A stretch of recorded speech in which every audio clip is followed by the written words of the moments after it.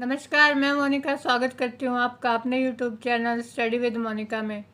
आज की वीडियो में हम बात करने वाले हैं क्लास 12th हिस्ट्री के हमारे 3rd चैप्टर के बारे में।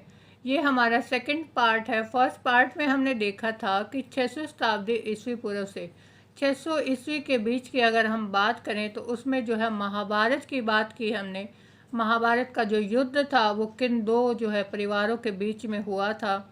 फिर हमने देखा कि इसमें पांडव विजय हुए। पितृवंशिकता के बारे में हमने देखा। बंधु बांधवों के जो आपसी उस समाज के जो रिश्ते थे उनके बारे में हमने पढ़ा। अब हम देखेंगे कि उस समय का जो समाज था उसमें जो है विवाह के नियम कैसे थे।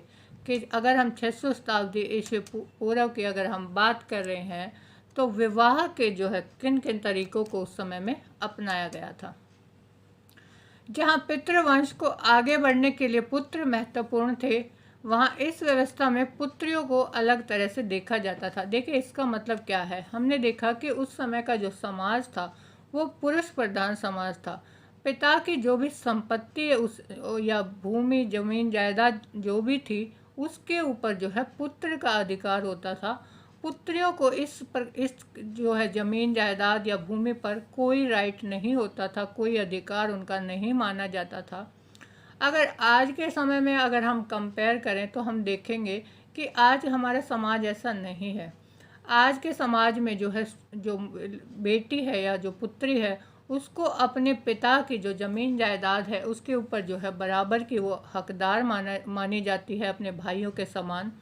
लेकिन उस समाज में ऐसा नहीं था। पुत्री का पैतृक संसाधनों पर कोई अधिकार नहीं होता था। अपने गोत्र से बाहर उनका विवाह किया जाता था। अब देखें, हमने देखा कि एक तो उसका जो है पिता की संपत्ति पर कोई अधिकार नहीं है। अब दूसरा क्या है कि जब उसके विवाह की बात आती है तो उसको जो है अपने गोत्र से बाहर उसका जो है विवाह किया जाता था। इसे वो लोग क्या बोलते थे, बहिर्विवाह पद्धति, मतलब अपने गोत्र से बाहर जो है विवाह करना। इसका तात्पर्य यह था कि ऊंची प्रतिष्ठा वाले परिवारों की कम उम्र की कन्याओं और स्त्रियों का जीवन बहुत सावधानी से नियमित किया जाता था। तो उस समय के अगर हम देखें जो ऊंची प्रतिष्ठा वाले जो समाज के जो उच्च वर्ग के जो लोग हैं वो क्या करते थे, कम उम्र में ही अपनी जो है पुत्रियां थी उनके लिए दूसरे राज्यों में या अपने गोत्र से बाहर कोई योग्य वर ढूंढ के जो है उनकी शादी कर दी जाती थी। अब इसका प्रभाव ये था कि कन्यादान विवाह में कन्या की भेंट को पिता का महत्वपूर्ण कर्तव्य माना गया। तो उस समय जो पिता जो थे उनके क्या कर्तव्य माना जाता था कि जो कन्यादान है वो आपके लिए बहुत ही महत्वपूर्ण है। आज के समय में भी अगर हम देखें जब शादी होती है तो ये कहते हैं कि भाई पिता जो है वो अपनी पुत्री का कन्यादान करेगा, मतलब अपनी बेटी को ही जो है वो जो है किसी को दान में दे रहा है। तो उस समय में भी ये बड़ा धार्मिक कर्तव्य माना गया पुत्री का जो है कन्यादान। अब हम देखते हैं कि उस समय में 600 शताब्दी ईस्वी पूर्व से 600 ईस्वी के बीच में जो नए नगरों का उद्भव हुआ, नए नगर जो है हमारे सामने आए, उनका सामाजिक जीवन पर लोगों का जो रहन सहन था, जो उनके आचार विचार के तरीके थे, उनके ऊपर क्या असर पड़ा। नगरों के उद्भव के साथ व्यापार बढ़ने लगा। दूर दराज के लोग आकर वस्तुओं की खरीद फरोख्त के लिए एक दूसरे से मिलते थे। देखिए नगरों का हमने देखा कि उस समय में खूब विकास होने लगा। 600 शताब्दी ईस्वी पूर्व ही हमने जो है पिछले चैप्टर में भी बात की थी कि खूब भूमि मार्ग, जल मार्ग, समुद्री रास्ते जो है खूब विकसित हो गए थे। लोग एक जगह से दूसरी जगह पर जाकर जो है व्यापार करने लगे थे। अब क्या करेंगे, अब एक जगह से दूसरी जगह पर व्यापार करने के लिए जाएंगे तो इससे जो है एक नया प्रवेश सामने आया, नगर प्रवेश। मतलब नगर का जो है आप कह सकते प्रवेश का मतलब ये कह सकते हैं कि उसका जो है रहन सहन के लोगों के तरीके थे उनमें जो है हमारे को काफ़ी जो है विभिन्नताएं देखने को मिली। पहले के बजाय लोगों द्वारा आचार विचारों का आदान प्रदान होने लगा। विचारों के आदान प्रदान का मतलब ये है कि जब दो जगह के लोग आपस में मिलते हैं तो वे ये कह सकते हैं कि भाई एक दूसरे से इम्प्रेस होते हैं। अगर उनको किसी दूसरे सामने वाले की कोई बात अच्छी लगती है तो वो उसको अपनाते हैं। अगर हम किसी भी अदर स्टेट में जाते हैं, अगर हमें वहाँ कोई बात अच्छी लगती है तो हम क्या करते हैं, हम उनको फॉलो करते हैं। तो उस समय में भी यही था कि लोग जो है एक दूसरे के विचारों से जो है, जो नगरों में व्यापार करने के लिए व्यापारी आते थे, तो विचारों का भी आदान प्रदान उस समय में होने लगा था। समाज में विश्वास और व्यवहार में परिवर्तन आने लगा था। अब जो है लोगों के विचार बदलेंगे तो उनमें जो है व्यवहार में उनके परिवर्तन भी आएगा। इन चुनौतियों के जवाब में ब्राह्मणों ने समाज के लिए आचार संहिता तैयार कर दी। अब क्या हुआ कि जो ब्राह्मण वर्ग था उस समय में, उसको ये मंजूर नहीं था कि जो लोग हैं उनके जो है विचारों में बदलाव आए। तो उन्होंने क्या किया, समाज के लिए आचार संहिता जिसे हम बोलते हैं कोड ऑफ कंडक्ट, इसका मतलब क्या है वो तैयार कर दी। मतलब उन्होंने समाज के लिए ऐसे नियम बना दिए कि जिनका जो है सबको पालन करना पड़ता था। आचार संहिता को हम इस तरीके से समझ सकते हैं कि जैसे हम देखें कि जब इलेक्शन का टाइम होता है तो हम ये कहते हैं कि भाई आचार संहिता लागू हो गई। इसका मतलब ये होता है कि कुछ नियम होते हैं जिनका जो पॉलिटिकल पार्टीज़ हैं सभी, उनको जो है उन नियमों का अनुसरण करना पड़ता है, उन नियमों को मानना पड़ता है। तो इस तरीके से उस समय में भी ब्राह्मणों ने जो है समाज के लिए कुछ नियम बना दिए। आचार संहिता में दिए गए नियमों का पालन ब्राह्मणों को तथा समाज को करना पड़ता था। अब जो ये नियम इन्होंने बनाए, इनका पालन जो है वो ब्राह्मण लोग जो थे वो स्वयं भी करते थे और ये भी अपेक्षा करते थे कि जो समाज के लोग हैं वो भी इन नियमों को माने। अब हमें कहाँ से पता लगा कि भाई इस तरह के भी उस समय में जो है लोगों ने, ब्राह्मणों ने जो है नियम बनाए थे। इन नियमों का संकलन लगभग 500 बीसी से धर्मसूत्र और धर्मशास्त्र नामक संस्कृत ग्रंथों में किया गया है।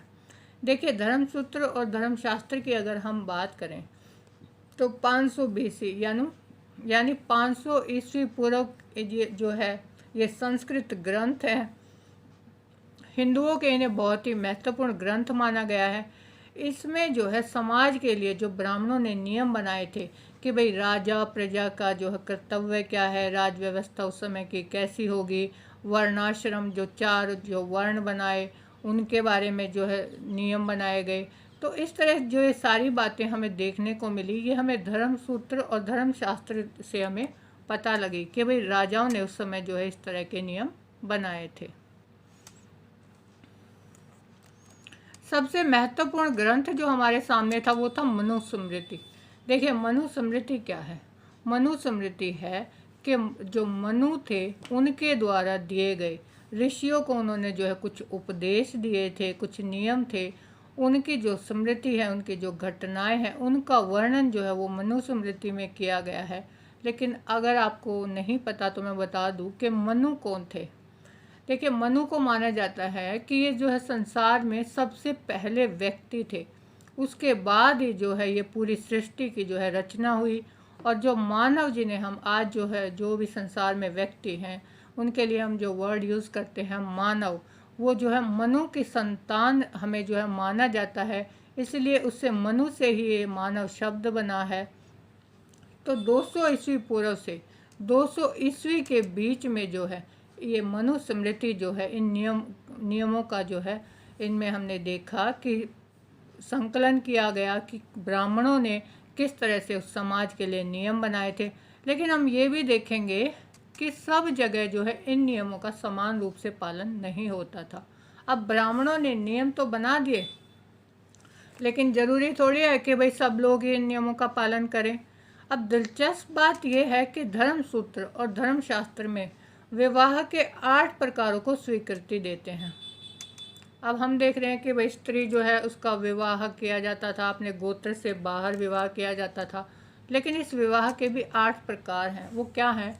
ब्रह्म, देव, आर्ष, प्रजापत्य, असुर, गंधर्व, राक्षस और पैशाच। ये उस समय पर जो है 8 प्रकार माने जाते थे। इनमें से जो पहले 4 हैं वो तो उत्तम माना गया है, उनको तो कि भाई ये तो जो है विवाह के जो है अच्छे नियम हैं। और जो शेष 4 हैं वो क्या है? वो है निंदनीय। जो अंतिम 4 हैं उनको कहा गया, उनमें हो सकता है कि जो ब्राह्मणों ने नियम बनाए थे, मान लो किसी ने अपने गोत्र में ही विवाह कर लिया या फिर किसी ने भाग कर शादी कर ली, तो इस तरह के जो विवाह थे उनको जो ब्राह्मण थे उन्होंने निंदनीय माना। संभव है कि यह विवाह पद्धति उन लोगों में प्रचलित थी जो ब्राह्मणों के नियमों को अस्वीकार करते थे। देखिए, निंदनीय क्यों माना? ये इसलिए तो माना कि भाई ब्राह्मणों की अगर बातों को आप नहीं मानोगे तो हम क्या कहेंगे कि भैया तुम लोग जो है समाज के खिलाफ कार्य कर रहे हो, हम तुम्हारी जो है निंदा करेंगे इसके लिए। नेक्स्ट जो पॉइंट है हमारा, उसमें हम देखेंगे स्त्री का गोत्र। देखिए, गोत्र क्या होता है?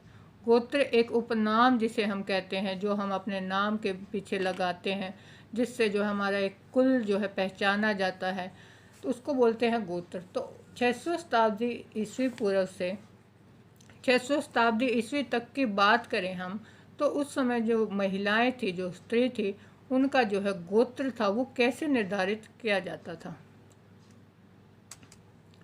एक ब्राह्मण पद्धति जो लगभग 1000 ईसा पूर्व के बाद प्रचलन में आई, वह लोगों को गोत्रों में वर्गीकृत करती थी। देखिए, गोत्रों का जो हम देखें तो प्रचलन कब हमें देखने को मिला? ब्राह्मणों ने इनका प्रचलन शुरू किया लगभग 1000 ईसा पूर्व। प्रत्येक उन्होंने कैसे दिया जो है ये गोत्रों को? प्रत्येक गोत्र एक वैदिक ऋषि के नाम पर होता था और उस गोत्र के सदस्य जो है ऋषि के वंशज माने जाते थे। देखिए, उन्होंने ऋषियों के नामों पर जो है गोत्र बनाए और जिस भी गोत्र के जो सदस्य हैं वो क्या माना जाता था कि जिस भी ऋषि के नाम के साथ जो है उनका गोत्र प्रारंभ होता है वो उसी ऋषि की जो है वंशज है, उसकी संतान है। अब गोत्र के 2 नियम हमें देखने को मिले, वो क्या थे? एक तो ये कि विवाह के पश्चात स्त्रियों को पिता के स्थान पर पति के गोत्र का माना जाता था। अब बात क्या आती है कि मान लो किसी लड़की का विवाह हो गया, उसकी शादी के बाद जो है उसको अपने पिता का जो गोत्र है उसको छोड़ना पड़ेगा और जो पति का गोत्र है उसको अपनाना पड़ेगा। आज के समय में भी अगर हम देखें तो ज़्यादातर हम देखने में आता है कि जब किसी लड़के की शादी हो जाती है तो वो अपने नाम के सामने जो है अपने पति का जो गोत्र होता है उसको लगाना शुरू कर देती है। तो उस समय में भी यही था कि लेकिन हमें जो है फोर्स नहीं किया जाता। उस समय में जो है उनको फोर्स किया जाता था, उनको जो मजबूर किया जाता था कि भाई आप अपने पिता का गोत्र अपने नाम के आगे नहीं लगा सकते, आपको अपने पति का जो गोत्र है उसका ही प्रयोग करना होगा। एक ही गोत्र के सदस्य आपस में संबंध विवाह नहीं रख सकते थे। अब इसका मतलब क्या है कि हम जो है अपने सेम गोत्र में जो है शादी नहीं कर सकते। पीछे भी हमने देखा था कि गोत्र से बाहर जो है विवाह करना पड़ता था, जिसे बहिर्विवाह पद्धति कहते हैं। अब एक ही गोत्र में अगर शादी करेंगे तो उसको क्या कहेंगे? अंतर्विवाह पद्धति, और इसको जो है ब्राह्मणों के नियमों के खिलाफ जो है माना जाता था।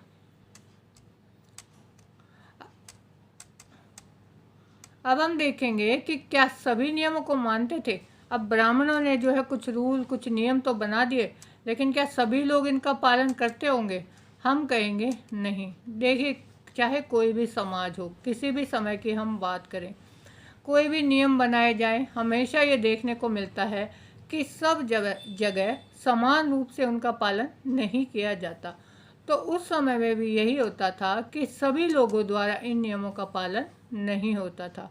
अगर उदाहरण हम देखें तो वो है सातवाहन शासकों के बारे में। सातवाहन शासकों के अभिलेखों का अध्ययन करने के बाद इतिहासकारों ने साबित किया कि जो ब्राह्मण गोत्र व्यवस्था थी वे उसका पालन नहीं करते थे। देखिए, जो सातवाहन शासक हैं उन्होंने जो ब्राह्मणों की जो गोत्र व्यवस्था है शादी की, विवाह की, उसको इन्होंने नहीं माना। कुछ जो सातवाहन राजा थे वो बहुपत्नी प्रथा को मानते थे। जो ब्राह्मण थे वो बहुपत्नी प्रथा के विरोधी थे, उसके खिलाफ थे। लेकिन जो सातवाहन राजाओं में अगर हम देखेंगे तो कुछ राजा ऐसे थे जो एक से जो है ज़्यादा भी पत्नियां रखते थे, एक से ज़्यादा स्त्रियों, दो या 3 स्त्रियों के साथ वो है विवाह कर लेते थे। तो ये क्या हुआ कि वो ब्राह्मणों के नियमों को नहीं मानते थे। राजाओं की पत्नियों ने विवाह के बाद भी अपने पिता के गोत्र को ही अपनाया था। और कहीं कहीं हमें एग्जाम्पल देखने को, अभी अभी हमने क्या पढ़ा कि जो स्त्री है उसको जो है अपनी जो विवाह के बाद अपने पिता का जो गोत्र है उसको छोड़ना पड़ेगा और जो पति है उसके गोत्र को अपनाना पड़ेगा। लेकिन सातवाहन राजाओं की कुछ रानियां हमें ऐसी भी देखने को मिली जिन्होंने शादी के बाद भी जो है अपने पिता का गोत्र नहीं छोड़ा। इतिहासकारों ने सातवाहन राजाओं से विवाह करने वाली उनकी पत्नियों के नामों का विश्लेषण किया तो ज्ञात हुआ कि उनके नाम गौतम और वशिष्ठ गोत्र से उद्भव थे, जो कि उनके पिता का गोत्र था। अब जो अभिलेखों से या जो भी हमें पता लगा, जो इतिहासकारों ने पता लगाया कि कुछ सातवाहन राजाओं की कुछ रानियां ऐसी थी जिनका जो है नाम के साथ जो गोत्र लिखा था वो गौतम और वशिष्ठ था, और बाद में पता लगा कि ये गौतम वशिष्ठ उनके पिता के गोत्र नहीं, पति के गोत्र नहीं, बल्कि उनके पिता के ही गोत्र थे। तो मतलब ये हुआ कि उन्होंने जो है जो ब्राह्मणों के नियम थे उनका पालन उस समय में नहीं किया था। इससे यह पता चलता है कि उन्होंने विवाह के बाद भी पति का गोत्र नहीं अपनाया। कुछ रानियां एक ही गोत्र से थी जो बहिर्विवाह पद्धति के नियमों के खिलाफ था। अब हमने देखा था कि जो स्त्री है उसको अपने गोत्र से बाहर विवाह करना है, जिसे वो कहते थे कि बहिर्विवाह पद्धति। लेकिन यहाँ कुछ रानियां हमें एग्जाम्पल के तौर पे ऐसे देखने को मिली कि उन रानियों ने अपने ही गोत्र में जो है उन राजाओं ने विवाह कर रखा था, जिसे हम कहते हैं अंतर विवाह पद्धति। तो ये भी ब्राह्मणों के नियमों के खिलाफ था।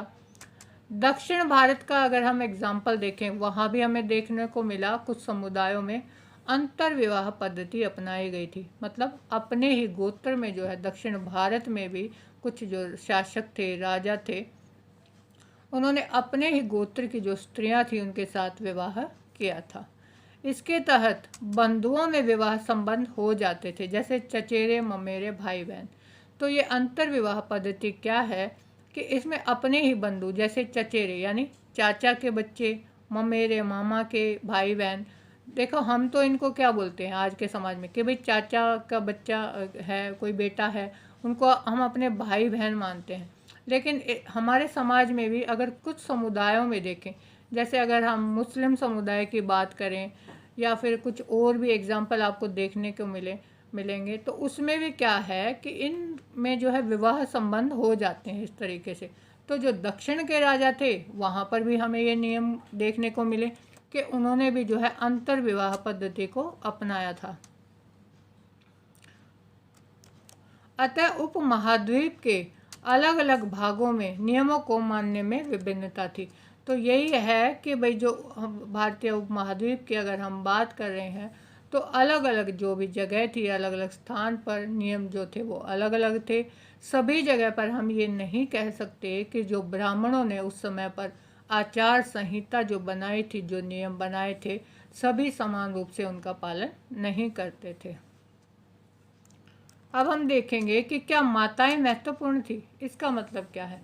इसका मतलब ये है, हमने देखा कि पुरुष प्रधान समाज उस समय में हमें देखने को मिला है, लेकिन जो माताएं हैं, जो स्त्री हैं, उसकी उनकी जो है इम्पोर्टेंस क्या थी? क्या उनको भी महत्वपूर्ण माना गया है उस समय में? सातवाहन राजाओं को उनके माताओं के नामों से पहचाना जाता था। इससे पता चलता है कि माता महत्वपूर्ण थी। देखिए फिर से हमें जो है सातवाहन राजाओं का उदाहरण हमारे सामने आया, जैसे विवाह पद्धति में भी हमने देखा इनका उदाहरण। तो अब जो है इनके जो नाम होते थे, कई राजाओं के नाम हमें देखने को मिले। एक सातवाहन राजा जो थे वो बहुत ही शक्तिशाली थे। उनका नाम हमें देखने को मिला गौतमी पुत्र शतकर्णी। जो शतकर्णी था, तो उसमें जो गौतमी है, गौतमी क्या थी? गौतमी उनकी माता का नाम है। तो हमने देखा कि उसकी जो शतकर्णी की पहचान है वो अपनी माता के नाम से है। तो हमें ये देखने को मिला कि हाँ, उस समय में भी जो है जो स्त्री थी, जो माताएं थी, उनको भी महत्वपूर्ण माना गया है। परंतु सातवाहन राजाओं में उत्तराधिकार पितृवंशिक ही होता था। देखिए बेशक से उसका नाम जो है, राजा का, शासक का जो नाम है, उसकी माता के नाम से जो है शुरू होता है, लेकिन फिर भी जो उत्तराधिकार के नियम है, जो जो राजा है, शासक है, अगर उसकी गद्दी का उत्तराधिकारी अगर हम देखें तो उसमें भी जो है पुत्री को अधिकारी नहीं माना गया है। उसके पुत्र जो होगा उसको ही वो उत्तराधिकार मिलेगा। तो आज की वीडियो में बस इतना ही। इसके आगे का चैप्टर हम देखेंगे अपनी नेक्स्ट वीडियो में। तब तक के लिए आप अगर आपने चैनल को सब्सक्राइब नहीं किया है तो कर लीजिए और बेल आइकन को प्रेस कर दीजिए ताकि नोटिफिकेशन आपको जो है अगली वीडियो का मिल जाए।